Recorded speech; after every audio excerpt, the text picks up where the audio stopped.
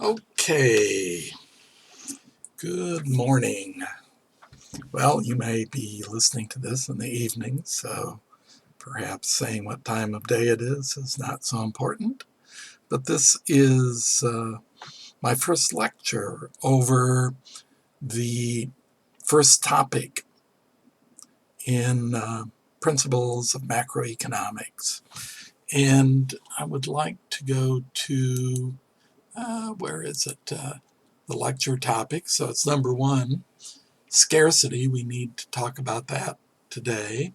What is scarcity and why does it exist? And the second part is explain the link between scarcity and each of the following: choice, opportunity cost, the need for a rationing device, and competition. So let's get into it. And I'm going to go to a PowerPoint to sort of give a framework for this lecture. And I have opened it up from PowerPoints, and we open it up here, and topic question 1, which I've already opened right here. Let me expand this and take us to the top. So this is topic 1, and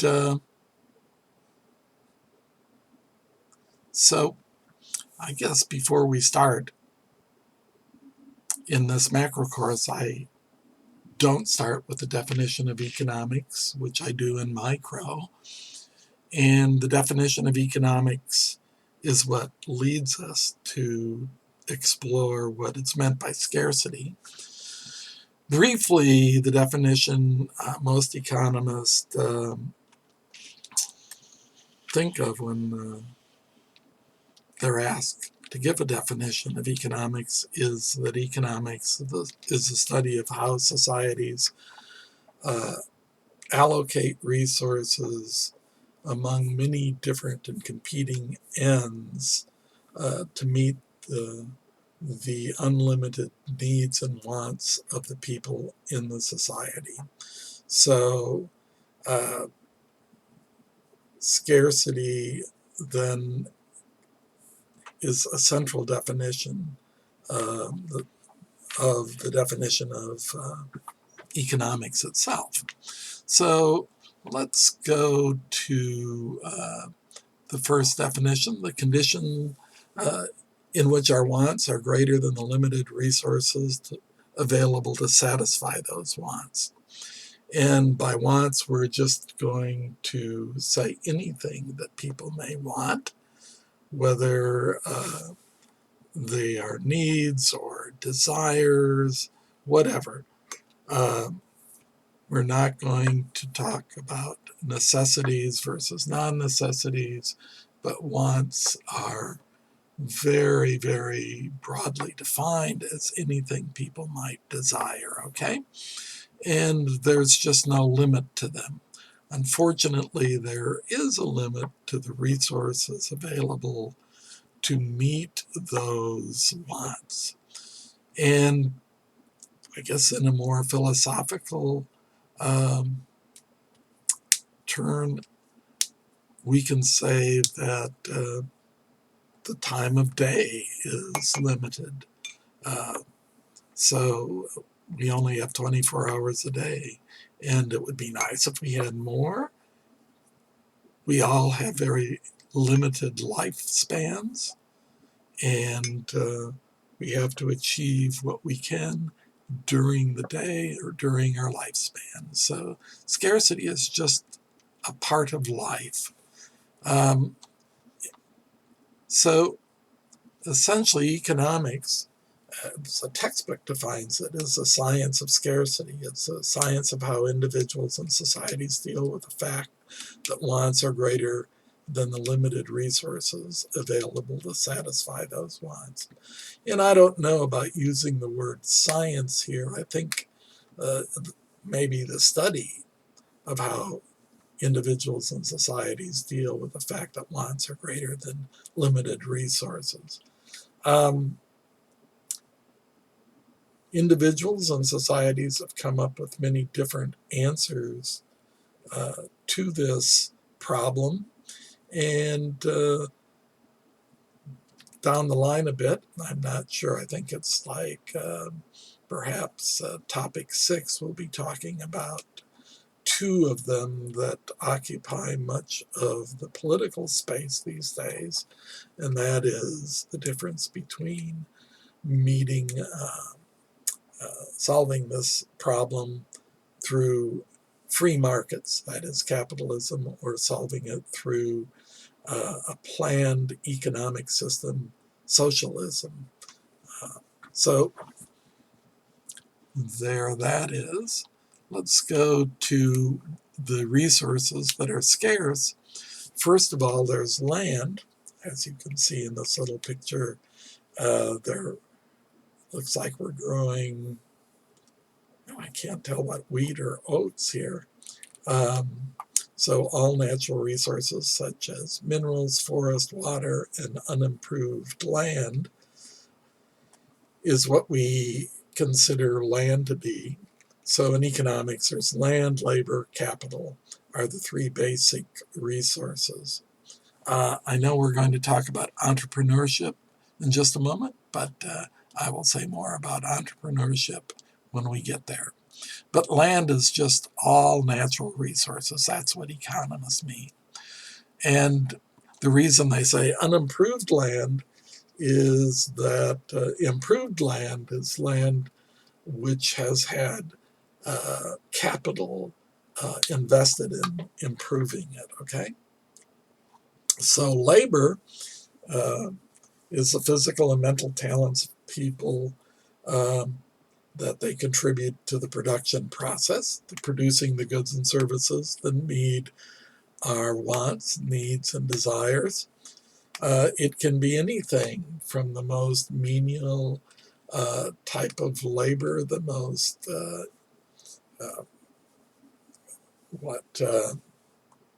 simple type of labor, to the most complex and the labor of people who've taken years to learn the skills they are exercising.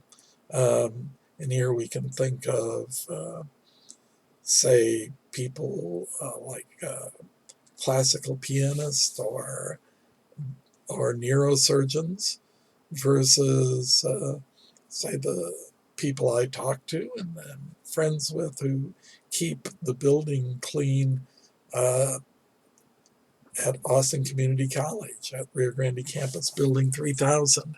So the training can be small or great, but everyone can contribute to meeting our needs and desires, okay?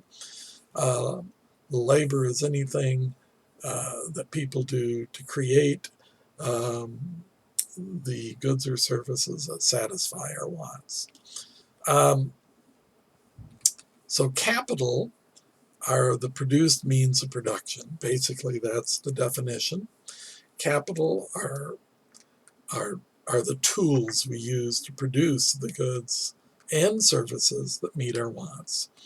And obviously here it says such as factories, machinery, tools, computers, buildings, computers, communication equipment, all sorts of things that are used to produce goods that meet and satisfy our wants, okay? So land, labor, and capital are the inputs. And we'll be drawing a little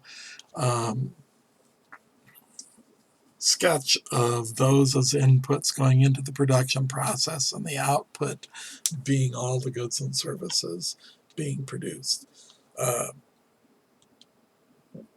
Okay, so entrepreneurship is added here as one of the scarce resources.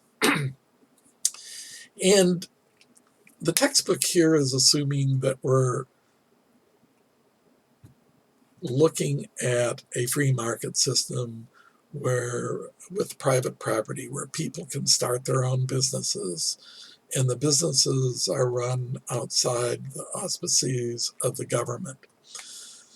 So in these type of societies, entrepreneurship is very valuable and is one of the essential activities in producing the goods and services that meet our wants, because entrepreneurs organize land, labor, and capital to produce the goods and services that meet our wants.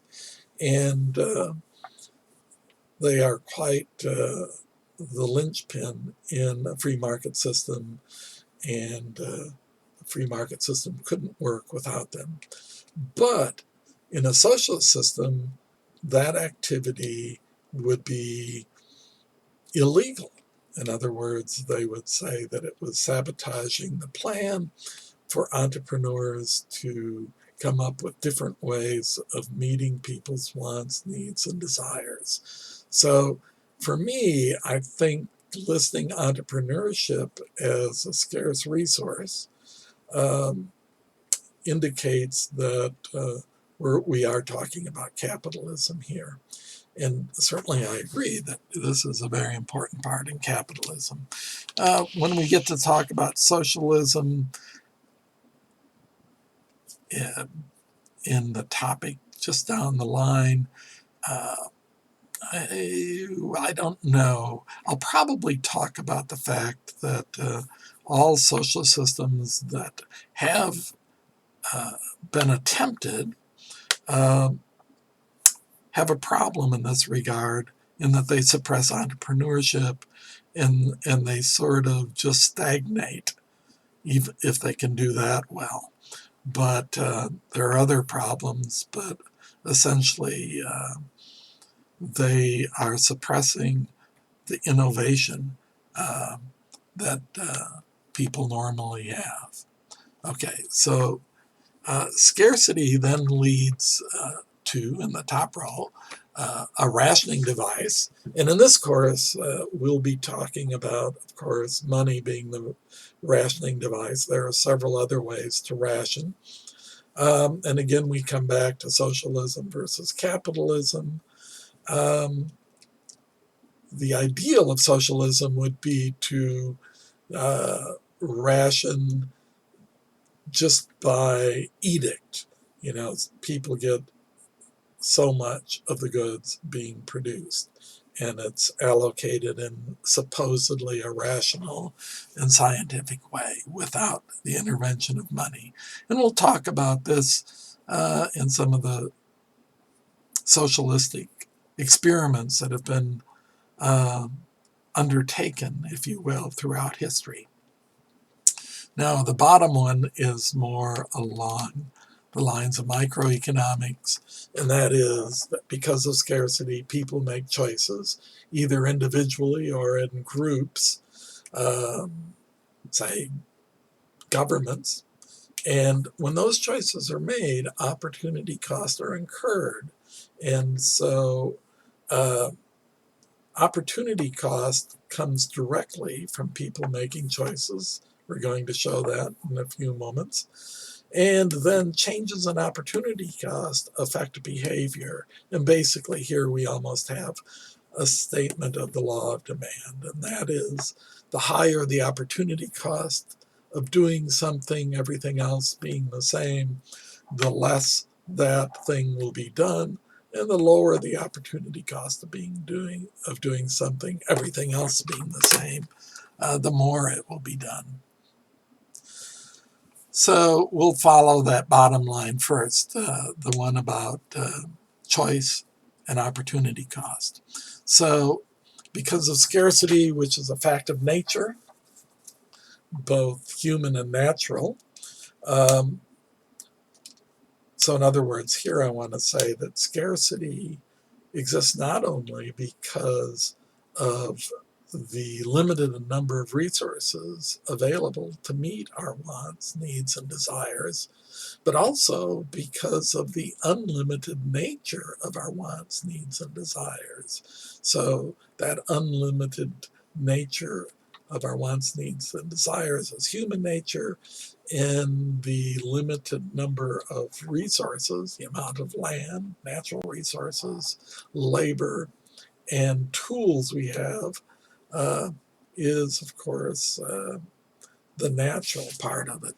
So individuals need to make choices because of scarcity about which needs and wants to satisfy and to what extent, and which to leave unsatisfied. This is hopefully might remind you of Maslow's hierarchy of wants and needs. So individuals in association with others in government and private association must make choices also.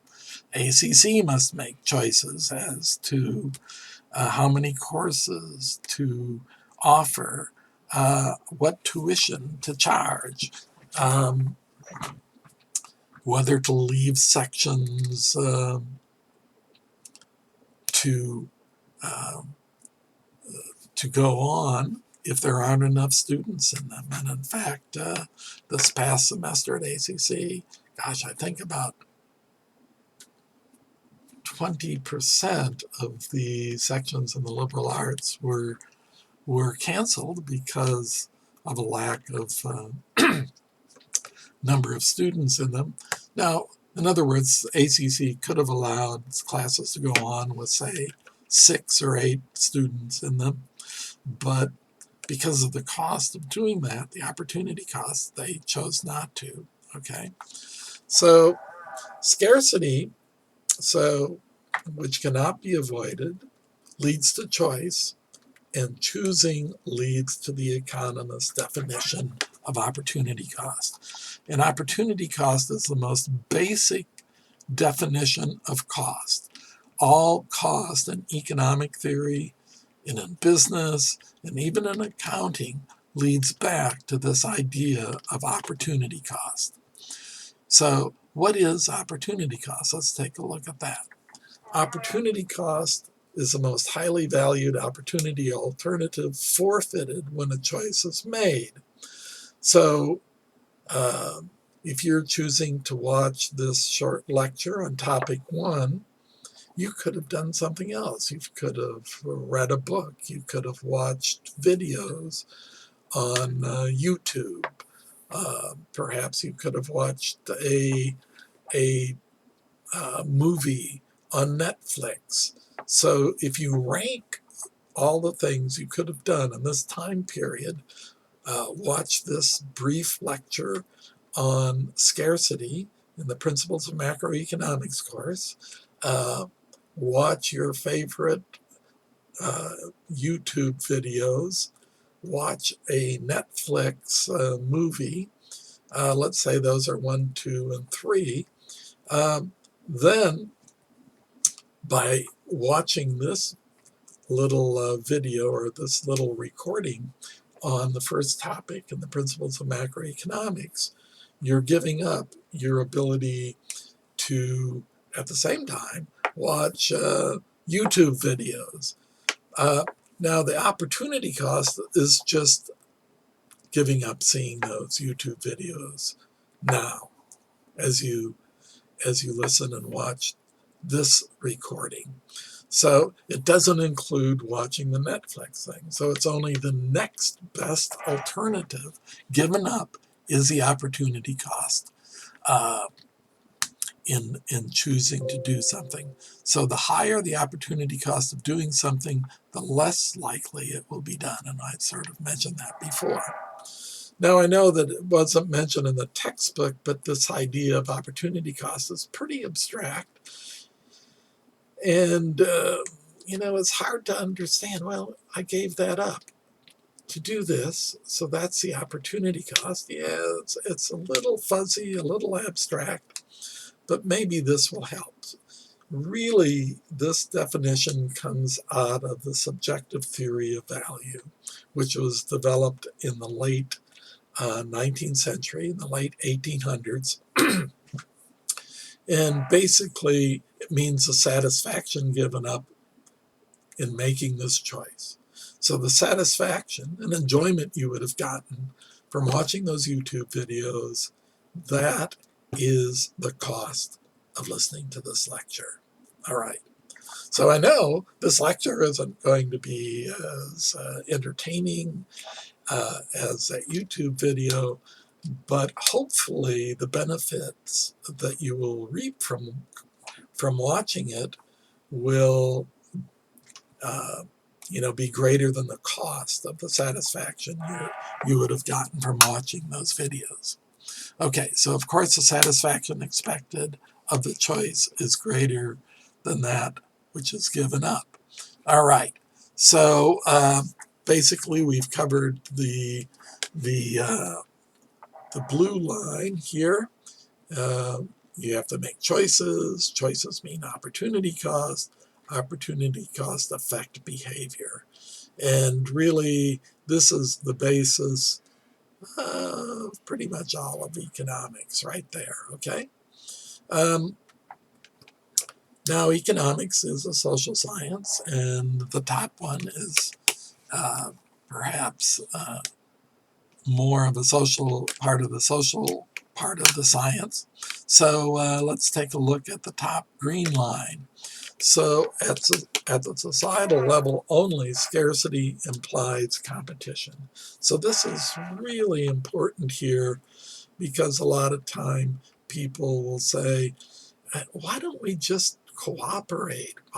Why is always there this competition between people and between countries and between groups? Well, competition, because of scarcity, cannot be avoided. People are going to compete for the use of the scarce resources to meet their needs, wants, and desires. So scarcity absolutely implies competition. That competition may be sublimated, it may be hidden, but it's always there. Okay? So competition, in this sense, for those scarce resources cannot be avoided. There's no way to get around that. So competition occurs between individuals within societies and between societies. Now, important thing is that you can either make competition destructive or productive. And this is where, I guess, morality comes in. But social morality, destructive competition would be violently taking resources and goods from others, stealing, doing scams to try to take people's money, invading people's territory and taking it away from them, war, slavery, taking the labor of people with very low compensation, conquering the people and asking tribute from them, which is really where taxes come from. So all of these are destructive, and basically, I know this sounds, I suppose, political, but the higher the taxes, the less likely people are going to engage in the activity which is taxed. So basically, it's a part of opportunity cost. So let's go to productive competition. In the non-economic sphere, of course, you could have sports where people compete against each other to be the best swimmer, the best athlete, the best tennis player, the best golfer. They cooperate in team sports to be the best football team or basketball team. You compete with each other in school to be the best student and get the highest grade. You compete with each other to be the best piano performer, the best violin player, to produce the most interesting sculptures or paintings. These are productive because the end result is very beneficial to the individuals competing and to the people watching this competition. And it's also in the sciences where individuals compete to solve problems and to have a deeper insight into the workings of nature and maybe even into the workings of societies, which is what economics is about, is a way to understand how societies work. In fact, the so-called founder of modern economics, Adam Smith, wrote his Wealth of Nations. The entire title was The Nature and Causes of Wealth, the Wealth of Nations. And his book was, Why Are Some Nations Wealthier Than Others? And basically, in a nutshell, he answered, well, for some reason, some nations have limited the role of government. They've insured private property, and they've let the market work to set prices so that resources are allocated to where they're needed the most. And that's basically Adam Smith in a nutshell. But he was interested in basically explaining why some countries were more prosperous than others. And we're still struggling to understand this, but Adam Smith's answer is still very relevant. So, for economics, and this is in chapter 1, mutually beneficial trade or exchange, where people don't buy things unless they think what they're buying will give them more satisfaction than what they're giving up, okay? That's what the basis of all trade is, that both parties benefit from the trade, okay? And so traders benefit from cooperation, and producers who produce the goods must cooperate to produce the goods and services traded. So competition doesn't mean that cooperation is done away with, as some people imply when they say, oh, can't we just cooperate? Well, economic competition sort of masks the huge amount of cooperation going on under the surface, from mutually beneficial trade to actually producing the goods and maybe consuming them too in, say, sports events. So different producers compete with each other to produce the best product, but oftentimes you need more than one producer, and the producers are cooperating to produce the good. So in this sense, a rationing device is needed to guide all of this trade and production. And a rationing device can be either authoritarian or non-authoritarian. Authoritarian devices at the societal level get us back to destructive competition. And I know none of this is in the textbook, so I just want to warn you about that. Here we think of socialist societies like North Korea and Cuba. Authority decides what to produce, how to produce it, and who gets it, how it's distributed.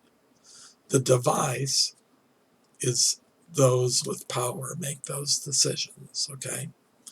And in socialist societies, of course, they have this ideology that they're doing it for the good of the people.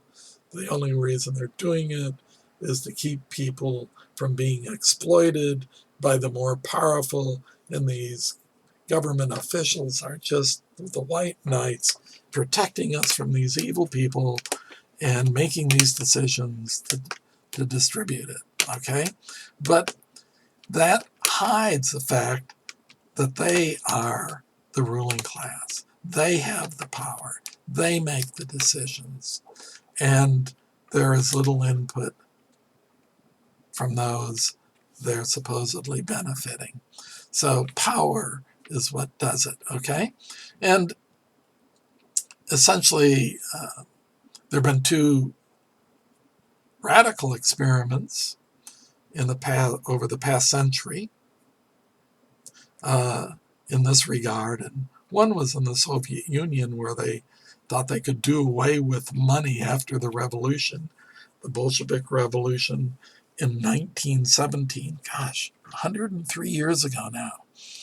And as soon as the Bolsheviks defeated the whites, which were the people fighting against the imposition of communism, the Reds,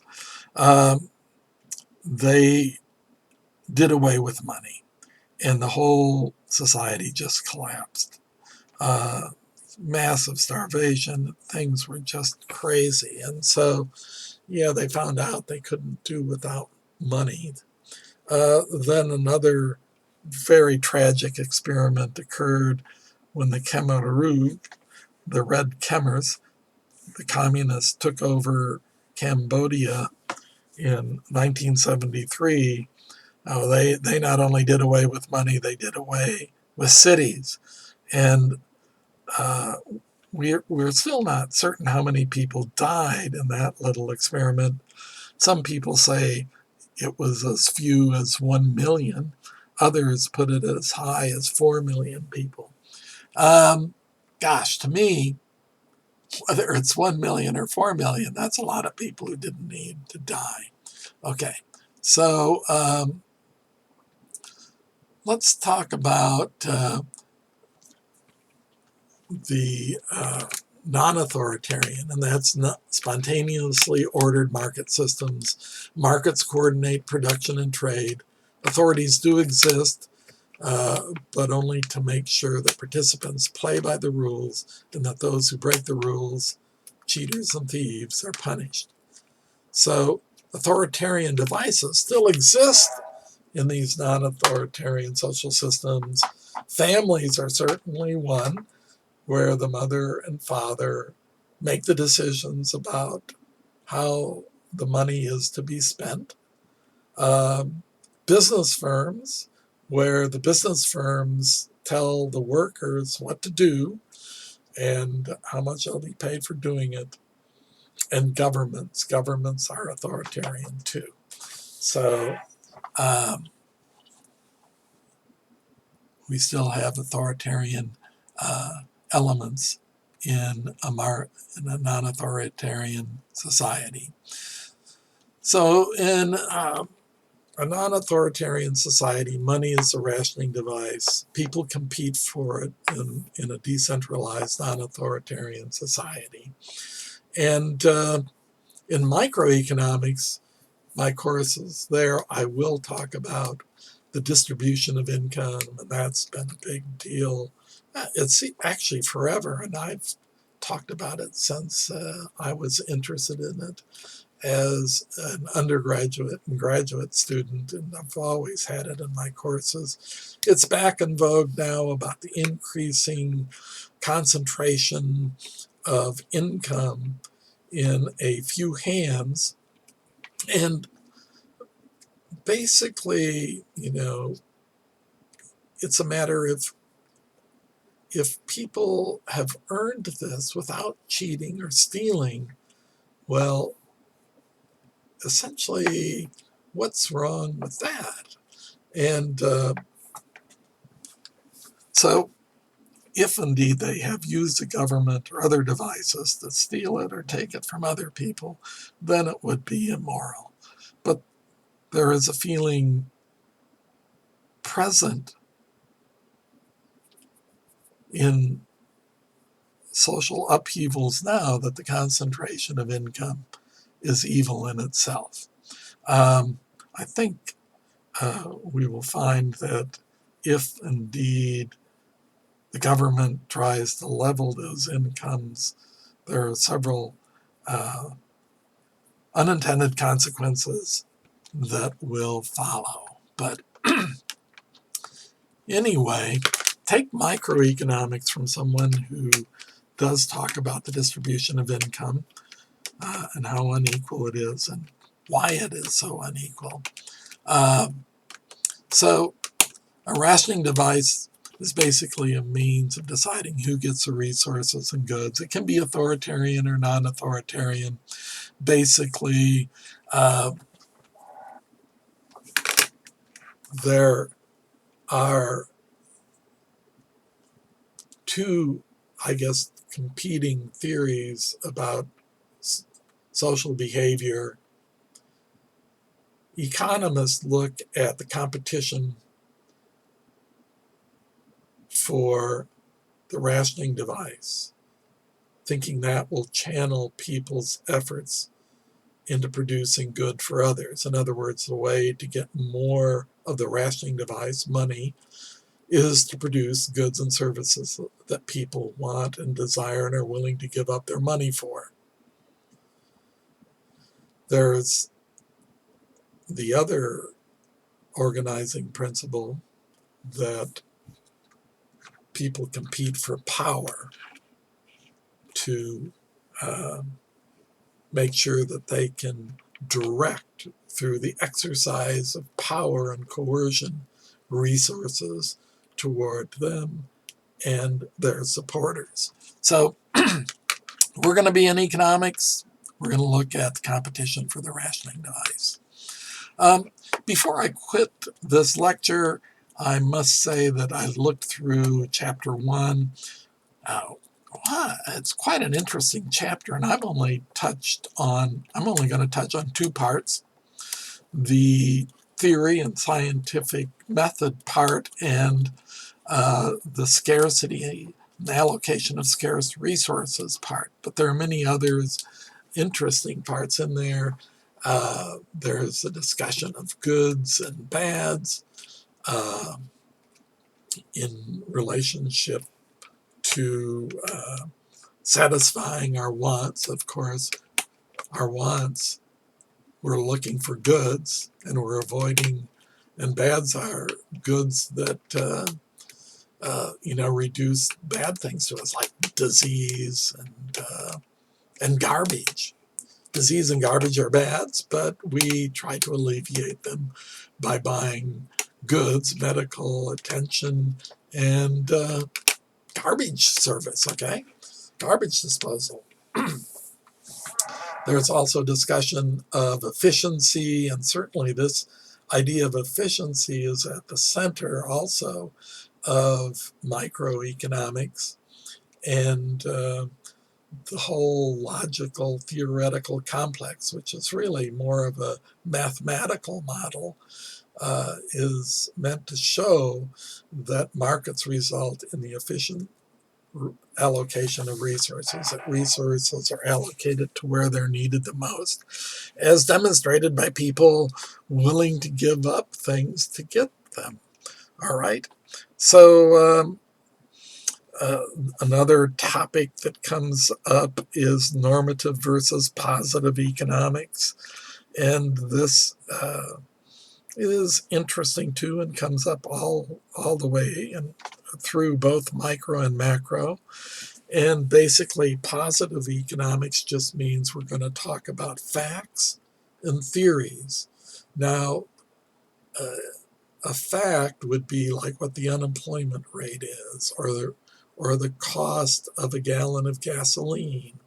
A theory would be, why the price is of a gallon of gasoline is what it is. A theory explaining that. Now, it's true that a positive theory could be wrong. Just because it's wrong doesn't mean it's positive. And a statement of fact could be also false. The one I heard many years ago when I was in this course is that if someone told you that cows can fly, well, that's a positive statement, but it is a false statement. So just because a statement of fact is false doesn't mean that it's not a positive statement. A normative statement means value. In other words, we were just talking about the distribution of income, saying the distribution of income is just wrong. It should be more equal. It's too unequal now. Too few people earn too much. of the total income, and the poorest people earn hardly at all. And that's wrong. Well, that's a normative statement because it implies a should, and that is the distribution of income should be more equal. Whenever you can recast a statement into a should statement, you have a normative statement, a statement of values. What else is in there? Oh, there's a discussion of micro versus macro. I think that's about it. So I'm going to wrap up here. I don't have time to cover all those topics. I need to get through these microeconomic topics in the first 4 chapters so we can jump into the macro topic starting in chapter 6. All right, let's go to the second topic now, the one on the scientific method. So I'll see you on the other side.